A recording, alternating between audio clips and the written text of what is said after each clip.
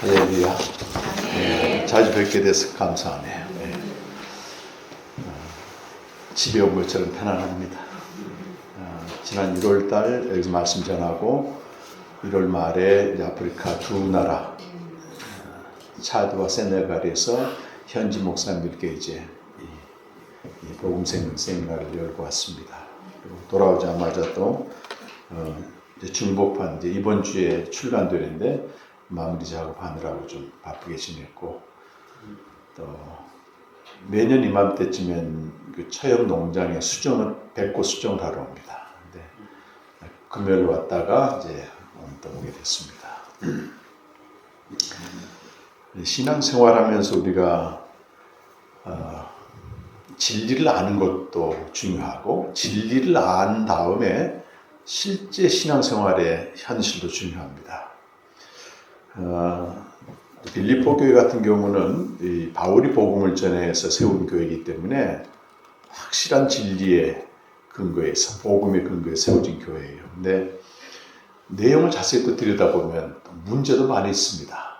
우리가 복음과 생명이라고 하는 이 성경에서 가장 중요한 진리를 알고, 모를 때는 더 심각하지만 알고 신앙생활을 해도 만만치 않다고 하는 걸 저의 경험이나 또 여러분 많은 분들의 경험을 통해서 고백하게 됩니다. 이 빌립보 교회는 바울이 세운 교회고, 복음의 동력자 교회고, 사도의 기쁨이고 멸관입니다. 사도행전 16장에 보게 되면 바울이 2차 전도여행을 할 때 원래는 지금 튀르키예 소아시아 쪽에 가서 복음을 전하려고 했는데 길이 안 열리는 거예요. 계속 막힙니다. 그래서 어느 날 이렇게 환상을 보는데 마게도니아 사람이 나타나가지고 와서 우리 좀 도와달라고.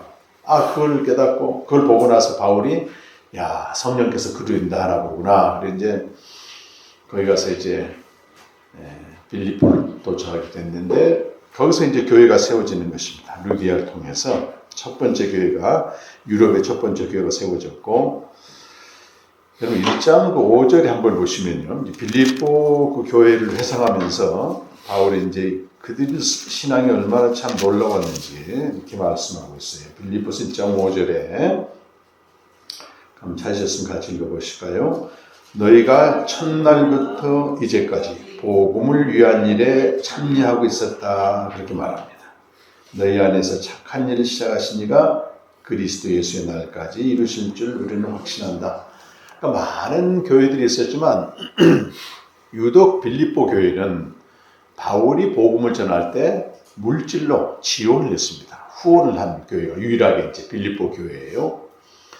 그렇다고 잘 사는 교회는 아니었어요. 어렵지만 이 복음을 전하는 게 너무 귀하기 때문에 직접 자기들이 전하지 못했어도 있는 물질 없는 물질 다 모아서 이렇게 드린 거잖아요.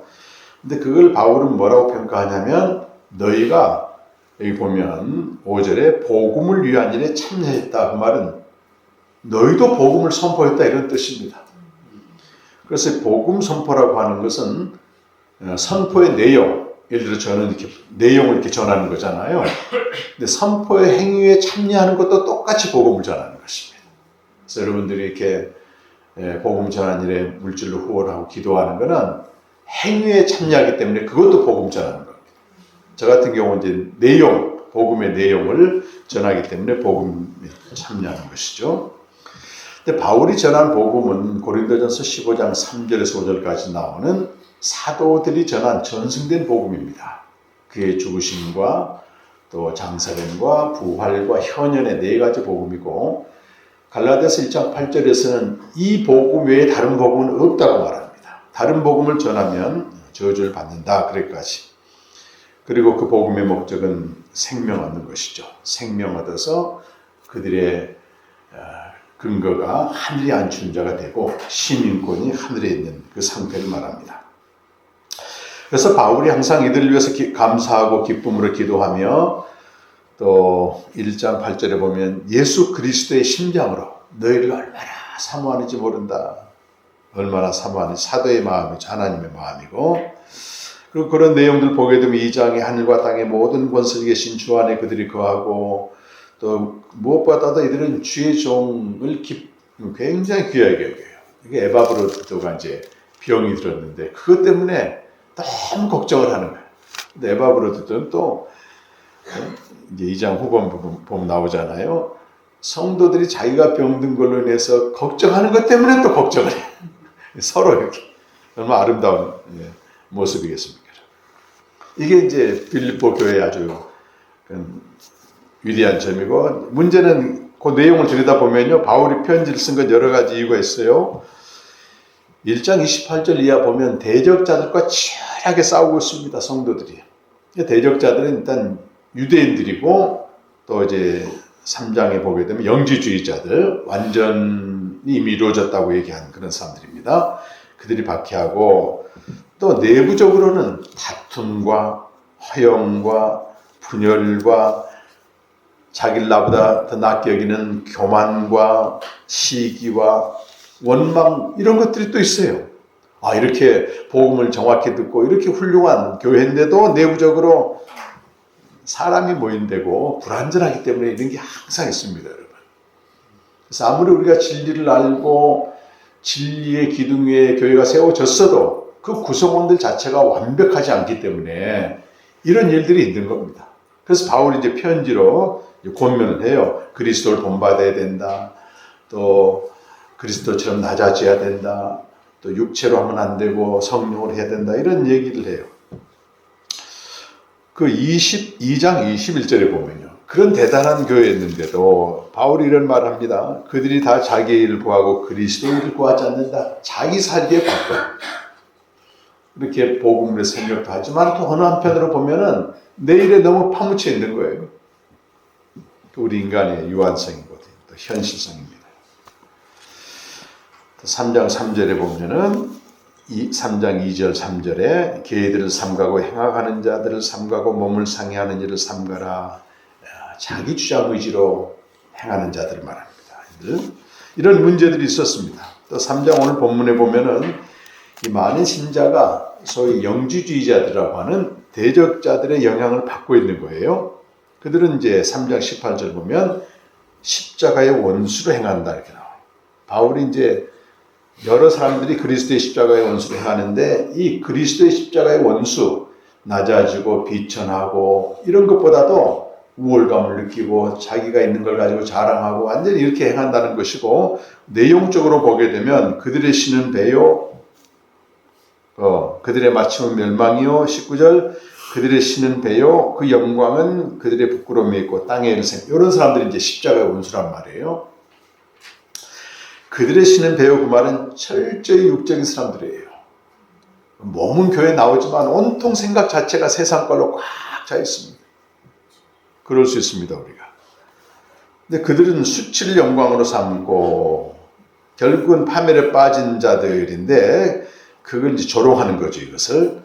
그리고 없어지고 많은 지상적인 존재물, 땅의 일을 생각한단 말이 그런 뜻입니다. 눈에 보이는 거 당장 그것으로 존재 가치를 결정하는 속물이라고 하는 그 개념은요, 눈에 보이는 어떤 소유나 지위나 또 재산이나 명예를 가지고 내 존재 가치를 결정하는 것입니다. 특히 자본주의 사회에서는요, 속물 근성이라는 말 들어보셨잖아요. 내가 뭔가 있으면 나는 괜찮은 사람인데 생각을 해. 끊임없이 경쟁하고 우월감을 느끼고 남이 가지고 있는 걸 내가 얻게 되면은 나는 존재 가치가 없다, 이렇게 생각하는 겁니다. 그게 교회 안에도 적지 않이 있습니다, 여러분.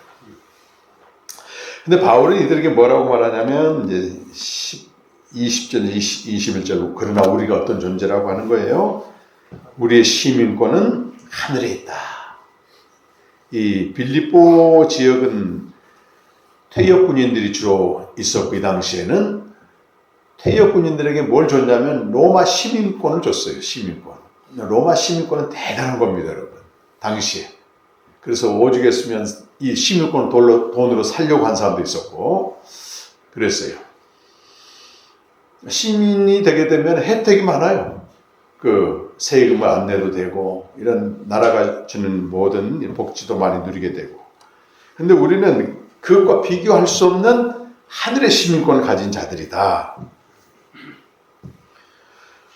하늘의 시민권을 가진 이들에게는 하늘로부터 구원하시는 자 주 예수 그리스도가 오신다. 그 얘기를 또 하고 있습니다.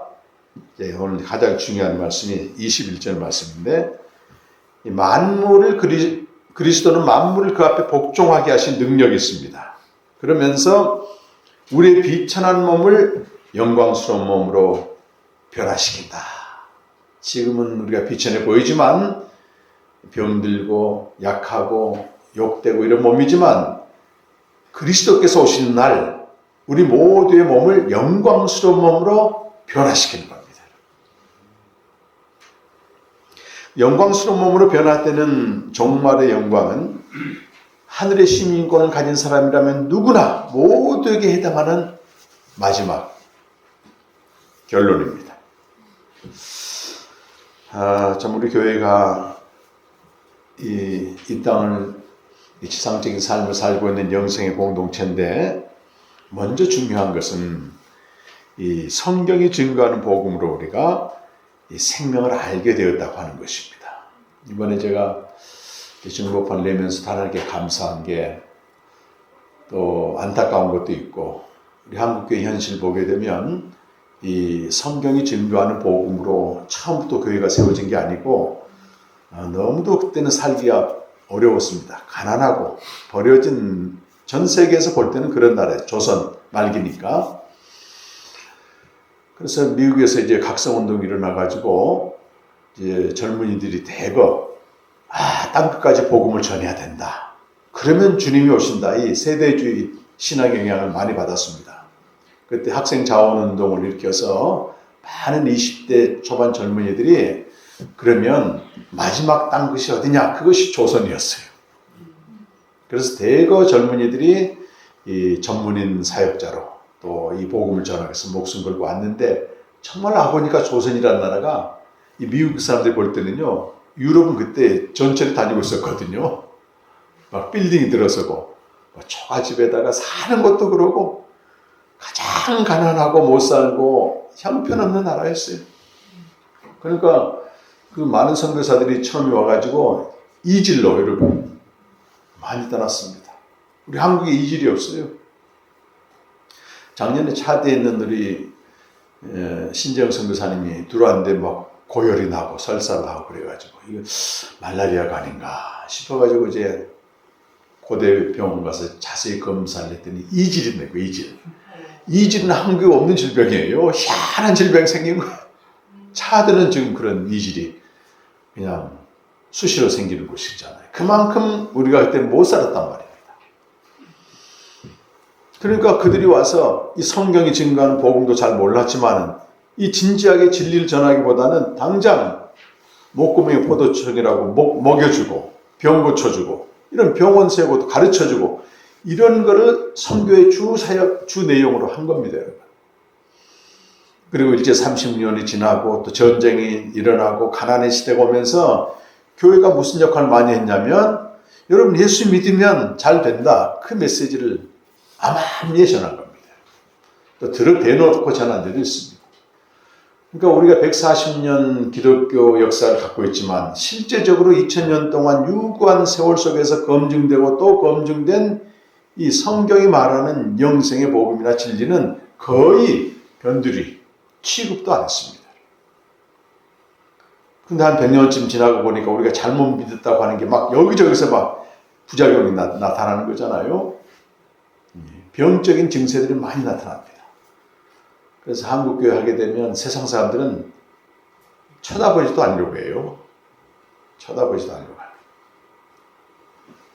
그만큼 어려운 시기 제가 지내고 있었는데, 골로새서 1장 5절 6절 말씀처럼 어느 순간에 비록 그럴지라도 복음 곧 진리의 말씀을 듣고 창세전 하나님 우리에게 주시기로 한 은혜를 알게 되면 완전히 달라진다고 하는 것입니다. C.S. 루이스의 말대로 하게 되면은 우리 하늘에 속한 진리를 알기까지는 거기 수원지에 있는 물맛을 모른다는 거예요. 거기서부터 흘러나와 전통과 제도와 사람들에 의해서 상당히 거리면서 오염된 물, 이걸 마시고 있는데 이것도 그런 대로 먹을만 하다는 거예요. 근데 진짜 맛은 저 위에 있는데 그 맛을 모르고 믿는다고 하는 것입니다. 많은 사람들이. 새 언약 백성에게 하나님이 요구하시는 명령은 생명의 교제를 실천하는 것입니다. 구약의 그 이스라엘 역사를 보게 되면 그들이 예배도 드리고 제물도 바치고 절기도 지키고 모든 걸 했지만 한 가지를 실천하지 않음으로 심판을 받는 겁니다. 한 가지가 뭐겠습니까?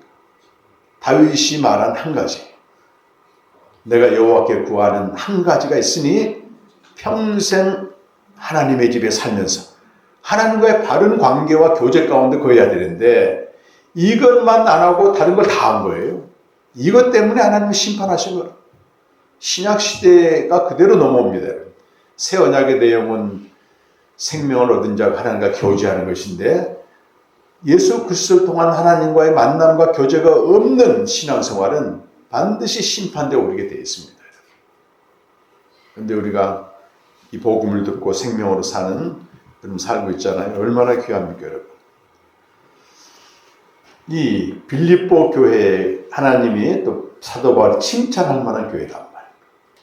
근데 또 빌립보 교회가 갖고 있는 내적인 문제가 또 있어요, 우리에는. 왜냐하면 우리는 죄의 세력이 지배하는 이 세상에서 여전히 살고 있고 오늘 중요한 설교 제목의 한 파트인 우리 몸이 낮고 비천하다고 하는 것입니다. 우리가 받은 구원과 우리 안에 있는 생명은 완전하지만 우리가 이 땅을 살아가는 이 도구는 죽을 몸이에요. 비천한 몸입니다. 구속을 기다리고 있습니다. 로마서 8장 23절에 보면 몸의 구속을 기다려요. 그래서 이 몸이 가만히 있는 게 아니고 죄의 세력의 지배를 받게 되고 몸에서부터 어떤 욕망이 일어나게 되고 이 빌립보 교회 당시 영지주의가 이들을 지배했잖아요. 아까 말씀드린 속물 사회가 속물 근성이 지금 우리 사회를 지배하고 있는 겁니다. 교회는 시대성 가운데 있기 때문에 시대성을 완전히 떠날 수는 없는 거예요. 그러니까 내가 지금 아무리 진리 가운데 살아도 우리 몸 자체는 세상에 반응하기 때문에 이 속물 근성이 나온다고요. 뭐 동창회 가가지고 남들은 저렇게 번듯하게 잘 지나고 있는데 나는 뭔가 이런 생각이 들 때도 있어요.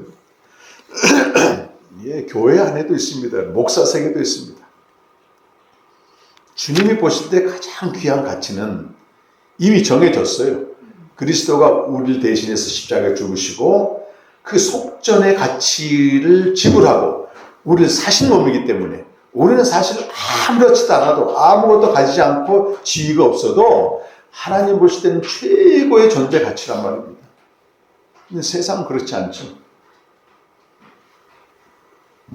거기에 영향을 받기 때문에 뭔가 가지고 있고 뭐 성도수가 많고 영향력을 행사하면 나는 괜찮은 목사다. 이런 목사 세계도 속물 가치관이 들어와 있습니다. 또 특정한 대상이나 특정한 사람에게 나타나는 이런 부정성, 옛사람 행위죠. 그것 때문에 절망합니다. 그러니까 제가 지난주에도 몇 분을 만났는데 그 중에 한 두세 사람 그런 얘기예요. 생명의 교제를 합니다. 지금 묵상할 때는 너무 충만한데 묵상 딱 끝나고 어떤 상황에 딱 접하게 되면 그 묵상에서 받은 은혜는 어디로 가고 없고 완전히 옛날 근성이 다 나온다. 그래가지고요, 정말 이거 해야 되나 막 심지어는 생명으로 사는 것까지도 회의를 일으키게 되고 포기하고 싶은 유혹이 온다 그 말입니다.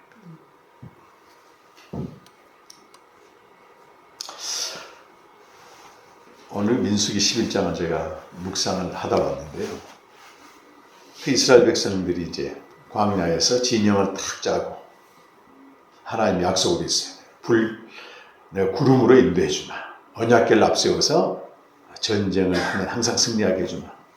출발 거창하게 했는데 제일 먼저 나오는 게 입에서 원망불평인 거예요. 원망불평. 너무 힘드니까.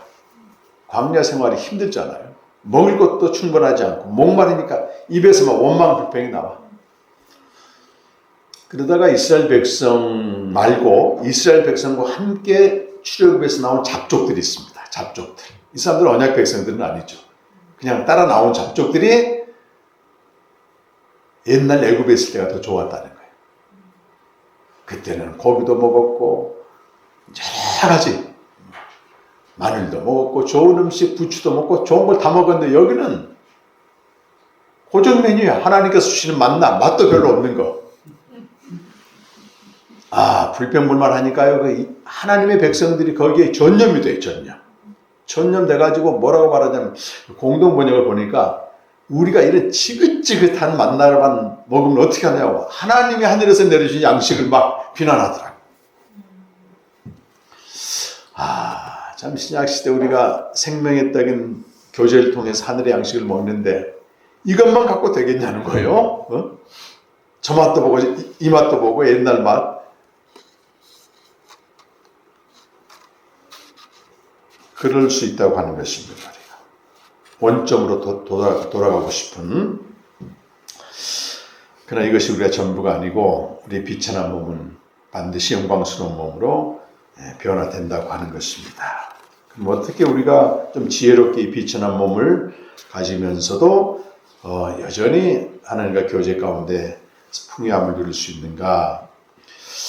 골로새서 3장 보게 되면 위의 것을 찾으라 그렇게 사도 바울이 권면하고 위의 것을 찾는 하늘에 속한 부유한 삶을 걸림돌이 되는 두 가지. 하나는 3장 5절에 땅의 지체를 죽이라. 이 골로새 3장 5절에 나오고 또 하나는 3장 8절에 이 분함과 노함과 악의와 이런 여러 가지 비방과 입에 부끄러운 말을 버리라. 이건 이제 옛사람 행위 부정성을 버리라. 두 가지를 처리하라고 말합니다. 3장 5절에 한번 읽어보실까요? 시작. 그러므로 땅에 있는 지체를 죽이라. 곧 음란과 부정과 사욕과 악한 정욕과 탐심이니 탐심은 우상 숭배니라. 이것들로 말미암아 하나님의 진노가 임하느니라. 이게 땅에 있는 지체를 죽이라 그 말은 2절과 관련되어 있는데 땅의 것을 생각하지 말라. 땅의 것 생각하지 말라니까 아주 아래는 쳐다보지 않고 초월의 세계만 바라보아야 되느냐? 그게 아니고 지체를 죽인다 그 말은 당시의 지체는 헬라 사상에서는 생각의 기관을 지체라고 말합니다. 그러니까 땅의 지체를 죽이라 그 말은 5가지 목록에 해당되는 죄악된 생각이 올라오거든 즉시 버리라고 하는 것입니다. 이 내적인 싸움은 사실 우리 그리스도인에게 내적인 싸움은 생각의 싸움입니다. 5만 가지 생각이 올라온단 말이에요. 어떤 특정한 대상, 특정한 관계, 특정한 사람을 만났을 때도 그렇지만 그들에게 어떤 얘기를 내가 들었을 때 이 안에서 온갖 해석이 올라오게 됩니다. 그 생각을 버려야 돼요. 그 생각은 대부분 육의 생각입니다.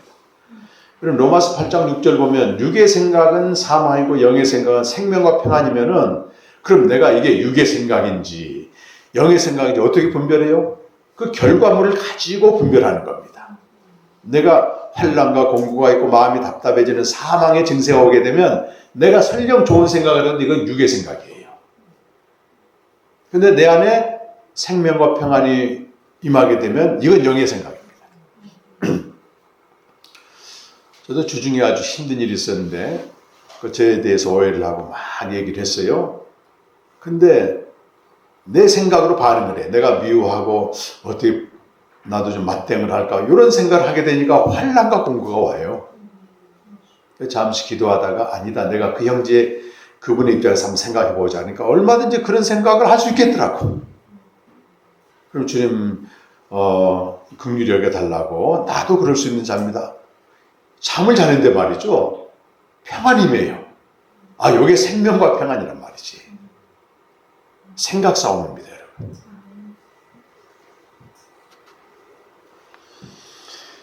두 번째는 이게 부정성이 옛사람 행위라고 표현되어 있는데 우리의 성장 과정에서 형성된 부정성이 있는 것입니다. 내 안에서 다양한 부정성이 올라올 때 이걸 그냥 편출해버리게 되면 자기는 시원할지 몰라요. 근데 표출함으로 말미암아 형제, 특별히 내가 사랑하고 가까운 이들이 실족을 하게 되는 것입니다. 그래서 고린도전서 8장 12절에서는 약한 자의 마음을 상하게 하는 것은 그를 위하여 그를 대신하여 죽으신 그리스도께 짓는 죄다, 이렇게까지 말합니다. 우리 신앙의 성숙은 그런 것 같아요. 올라와 이게. 근데도 잠잠히 참는 겁니다. 지난주 어느 집사님과 카톡을 했는데 이런 부정성이 올라왔을 때 자기는 말을 안 한답니다. 말을. 네, 그러므로 인해서 더 이제 관계가 좀 나빠질 수 있지만, 근데 말을 안 하고 가만히 있게 되면 시간이 지나면 또 괜찮아진대요. 괜찮아진답니다. 이제 말을 해버리면 이제 수습하기 어렵지, 이제. 이미 엎질러진 물이기 때문에. 그 자리를 피하는 거죠.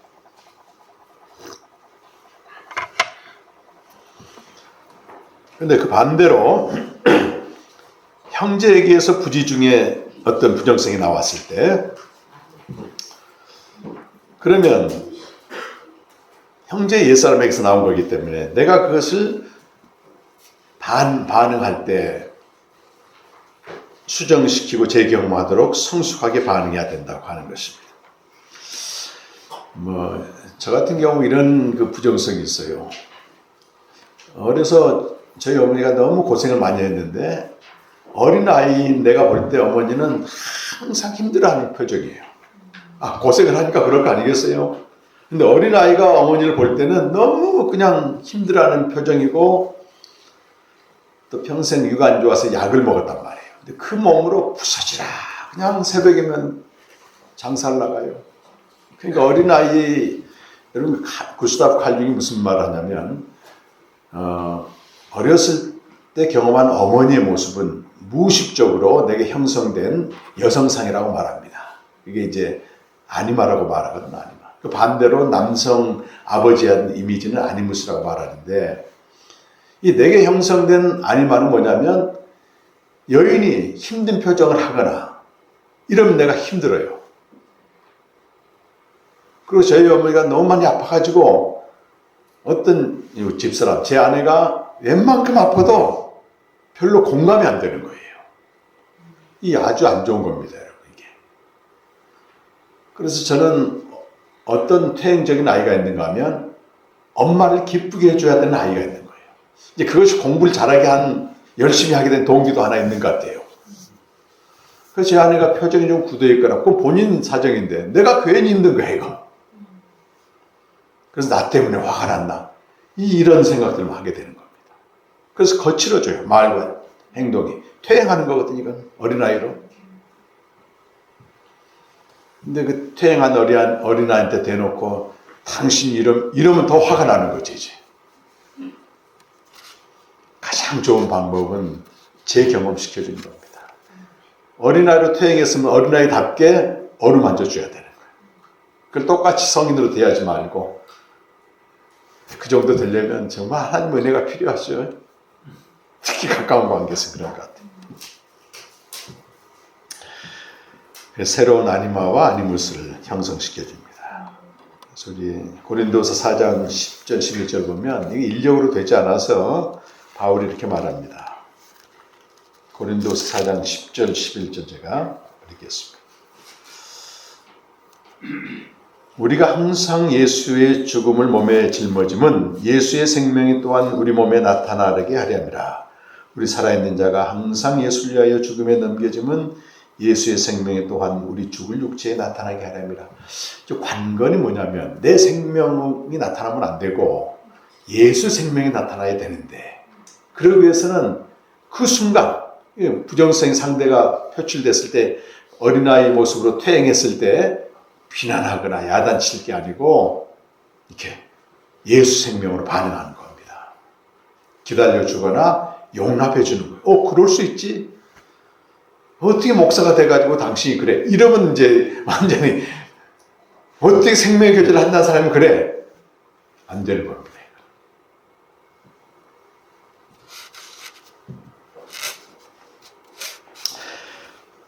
그래서 예수의 살과 피를 먹고 예수 생명으로 신앙생활은 여러분 대충 하는 것도 아니고 함부로 하는 것도 아니고 진지성이 필요합니다. 이 점에서. 그런데 이것이 전부가 아니고 상대방이나 내 모습이 그런 부정성이나 죄로 인해서 시달리고 또 육체적인 연약함으로 시달려도 우리에게는 마지막 꼬린 지점이 있는 겁니다. 우리의 몸이 비천한 몸이지만 욕된 몸이지만 만물이 복종케 하시는 예수 그리스도의 능력으로 영광스러운 몸으로 변화된다, 변형된다는 얘기를 마지막 21절에서 하고 있는 것입니다. 여러분. 이것이 하나님의 우리에 대한 생각이에요. 여러분. 제가 영광의 무게라는 C.S. 루이스 책을 지난주에 보면서 이건 굉장히 기독교 변증가잖아요. 그리고 그런 얘기를 해요. 많은 사람들이 하나님에 대해서 얘기한다는 거예요. 하나님에 대한 우리의 생각을 많이 얘기한다는 겁니다. 근데 하나님은 우리에 대해서 어떻게 생각하는 건 잘 모른다는 거예요. 그래서 이런 말 합니다. 하나님의 우리를 어떻게 보시는가 그게 더 중요하다는 거예요. 그렇죠? 여러분? 우리가 하나님에 대해서 하나님이 나를 이렇게 생각할 거야 이게 중요한 게 아니란 말이에요. 우리에 대한 하나님의 생각이 맨 위에 있는 거 한번 보십시오. 여러분. 우리에 대한 하나님의 생각이 하나님에 대한 우리 생각과 다르다면 자 보세요. 하나님을 이렇게 생각하고 있어요. 근데 우리는 또 그렇게 생각하지 않아. 서로 충돌이 있을 때 만약 우리의 생각이 어떻게 되겠습니까? 전혀 중요하지 않다는 겁니다. 제가 이번 그 헌재 탄핵 인용을 보면서요. 많은 사람들이 각자 생각을 했어요. 5대3으로 기각될 수 있다. 8대0으로 될 것이다. 마지막 발표하는 순간까지 설왕설래 계속 했습니다. 근데 우리 생각이 아무리 설왕설래하고 다양한 의견을 내도 딱 한마디 헌재에서 내린 생각 내려보니까 하나도 중요하지 않잖아요. 우리 생각은. 꼭 우리가 그렇습니다. 여러분. 가장 높이 계신 하나님이 우리에 대해서 생각을 하고 있는데 이 생각은 그냥 딱 접어놓고 내가 혼자 생각하는 거야. 내가 이렇게 부정성이 나왔어. 내게 죄를 지었어. 야, 생명의 교제하는 거 아무 소용없다. 끝장내고 싶다. 전혀 중요하지 않습니다. 이거는. 그분이 우리를 향한 생각을 모르기 때문에 그런 거예요. 그래도 우리가 인간이기 때문에 내 생각이 계속 오지만 끊임없이 내 생각을 내려놓고 이건 아무것도 아니구나. 하나님이 나에 대해서 어떤 생각을 하고 있구나. 이거를 잘 이해하게 되면은 내가 살려 넘어져서 좀 죄 좀 짓고 빨리 돌아오면 되잖아요. 관계에서 좀 상대를 힘들게 하고 별거 아니라고 이게. 근데 이걸 전부로 생각하고 하나님이 내게 주신 그 엄청난 은혜들을 전혀 소멸해 버린다면 하나님도 답답하실 거란 말이에요. 오늘 그 로마서 8장 29절 한번 읽어보겠습니다. 여러분. 로마서 8장 29절은 29절 30절 두 절 말씀이에요. 하나님을 어떻게 보시냐 그 말이 중요하죠.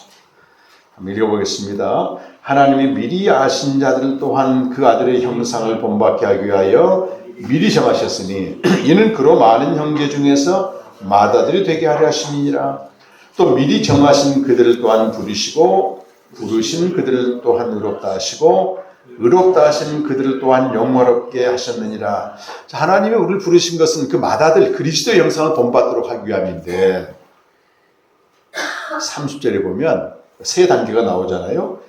저와 여러분을 창세전부터 미리 정하셨단 말입니다. 그래서 때가 되어서 부르셨다. 또 부르신 그들을 의롭다 하시고 우리를 그리스도 닮도록 만들어 가시고 마지막 가면은 영광스럽게 한다는 영광스러운 몸으로 변화시켜. 근데 3단계가 나오는데요. 여기 주목할 게 뭐냐면 여기 동사가 부르시고 의롭다 하시고 영화롭게 하셨다. 그 말이 내가 생각할 때는, 인간이 생각할 때는 장차 될 일 있잖아요. 미래형으로 되어 있는데 이 본문을 보게 되면 부정과거형으로 되어 있어서 이미 이루어졌다. 그러니까 하나님의 눈으로 볼 때는 우리가 이미 영광스러운 몸으로 변화됐다는 거예요. 아직 그게 오지 않았을 뿐이지. 근데 우리 비천한 몸을 가지고 여기서 계속 죄의 세력의 지배를 받고 부정성으로 인해서 괴로움 당하고 형제를 실족시키기도 하고 이런 비천한 몸으로 살 수밖에 없는 우리 한계성이 있지만 이게 전부가 아니고, 아, 내 아내가, 내 남편이 저렇게 부정성이 지금 나와. 우리는 우리 눈으로 그걸 지금 바라보고 있단 말이에요. 하나님도 아마 정죄하실 거야. 우리가 또 하나님에 대해서 생각해. 하나님은 아닙니다. 이미 영광성으로 변화된 그 눈으로 우리를 보는 거예요. 얼마나 확신되고 안심이 됩니까, 여러분? 우리는 내가 누리게 될 마지막 그 영광스러운 몸에 대한 생각을 넘어서야 됩니다. 당연히 내가 그렇죠. 근데 우리는 본성적으로 이기적이기 때문에 나만 그렇게 된다는 생각을 하지, 내가 지금 함께 예배드리고 함께 밥 먹고 함께 만나는 이 형제가 그렇게 된다는 생각은 별로 안 해. 그렇잖아요. 형제가 누릴 그 영광의 광채, 그걸 내가 미리 보고 그걸 내가 받아들인다고 하는 것입니다. 그걸 그 C.S. 루이스는 영광의 무게, 영광의 짐, 영광의 부담 이런 표현을 썼는데요. 장차 변화될 그 형제의 영광의 무게와 짐과 부담을 내가 받아들이고 그 짐을 내가 져야 된다고 하는 것입니다. 근데 이 짐은 아주 겸손한 사람만 질 수 있다는 거예요. 겸손한 사람만 질 수 있는 거죠.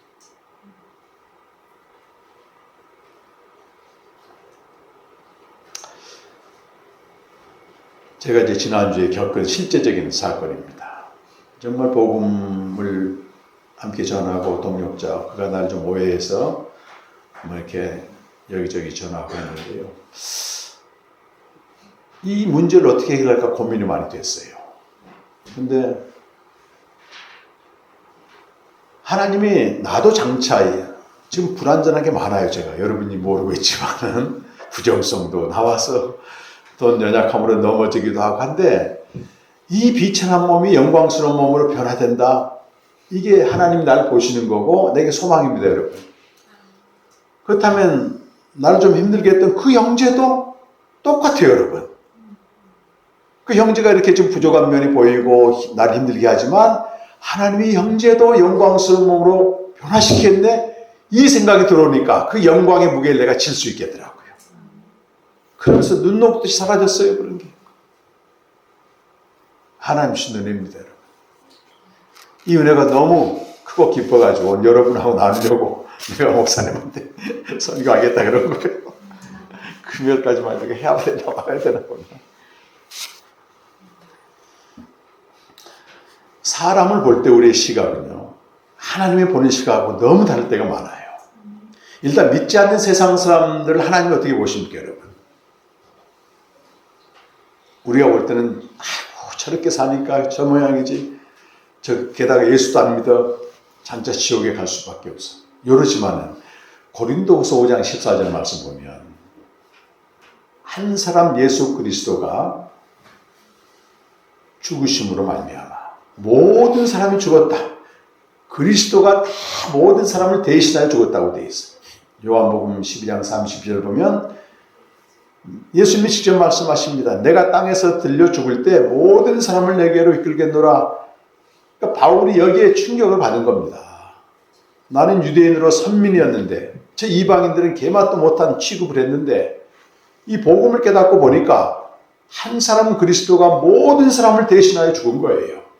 지금 저들이 그리스도를 믿지 않지만 하나님이 보실 때는 그리스도가 이미 속전을 지불하고 대신 죽어준 그 불쌍한 영혼으로 보는 겁니다. 믿는 자는 또 어떻게 봐야 돼? 이미 믿는 자는 지금 저렇게 부족하기도 하고 넘어지기도 하고 내놓을 게 하나도 없고 문제투성이 같지만 영광스러운 몸으로 하나님 변화시킨다고 하는 영광의 광채로 봐야 된다고 하는 것입니다. 이것이 하나님을 보는 시각이고 믿는 자를 보는 시각이에요. 그래서 우리가 같이 밥 먹고 대화하고 함께 지낼 때요, 완전히 달라집니다. 이걸 알게 되면. C.S. 루이스는 이 부분에서 이렇게 얘기하더라고. 그렇다고 엄숙할 필요는 없다. 우리 관계가 유쾌해야 된다고 하는 것입니다. 유쾌하다 그 말은 전제를, 이 형제와 자매를 하나님이 영광스러운 몸으로 변화시킨다고 하는 그 진지함 속에서 시작되는 유쾌가 돼야지, 그걸 빼버리고 그냥 유쾌하게 지낸다는 얘기는 천박하다는 겁니다. 우월감을 느끼게 되고 주제넘는 얘기를 하게 된다고 하는 것입니다. 똑같은 가치가 있는 것입니다. 그래서 함께 예배드리는 때 식사도 할 텐데, 하나님이 그를 어떻게 보시는가를 가지고 나도 그렇게 봤을 때 내가 그의 영광의 무게를 내가 짐을 질 수 있는, 어떻게 하면 겸손해야만 해질 수 있다고 하는 거예요. 주님이 다 지셨잖아요, 우리를.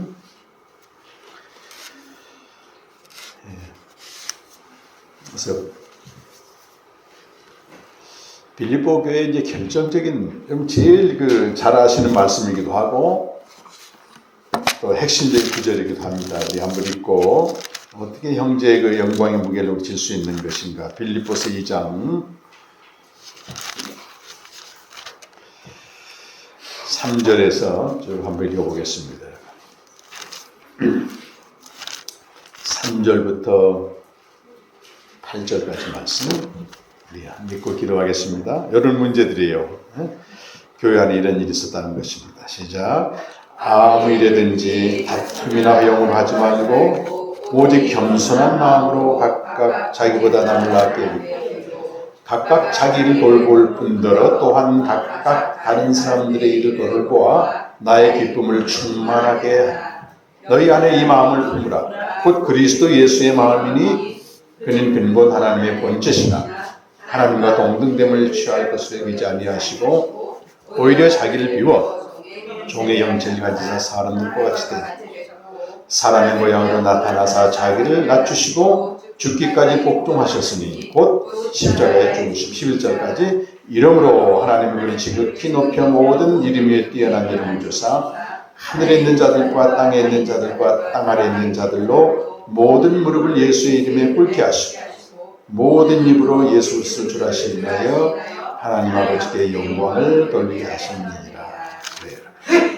겸손한 마음으로 자기의 일을 돌아볼 뿐만 아니고 다른 형제의 일도 돌아봐라.